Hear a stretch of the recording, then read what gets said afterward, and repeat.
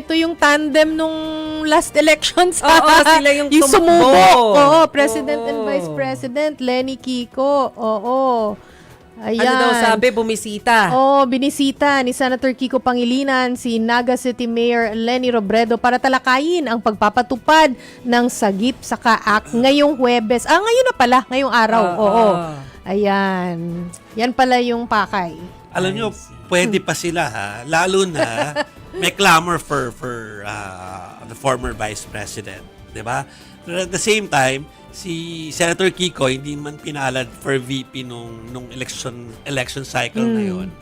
Isa sa mga matataas na boto nung pumalo sa senatorial. Isa siya sa surprising na, biglang nag-shoot up yung number, yung si rango Kiko Bam niya. yun eh. Kiko Bam, si Kiko Bam.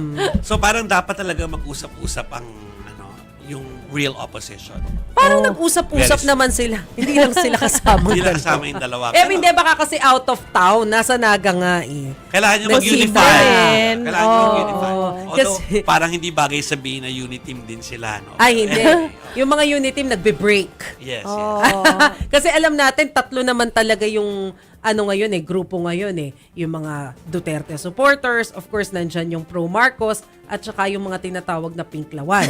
So what will happen doon sa 2028? Parang ang sinasabi nila baka magsanib puwersa yung pinklawan at saka yung Marcos admin. Hindi natin alam. Yeah. Titingnan natin kung anong mangyayari. Anything's possible. Kahit dati sinasabi na dapat parehas kami ng mga prinsipyo.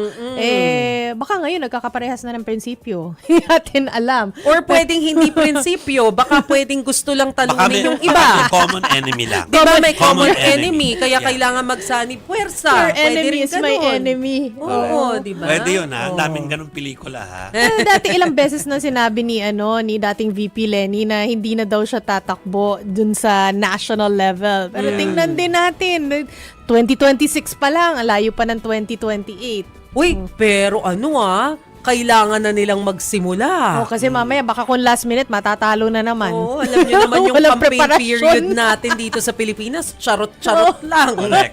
At totoo Hindi campaign naman period. totoo yung campaign period na yun. Taon-taon talaga. Taon ang inaabot ng campaign period.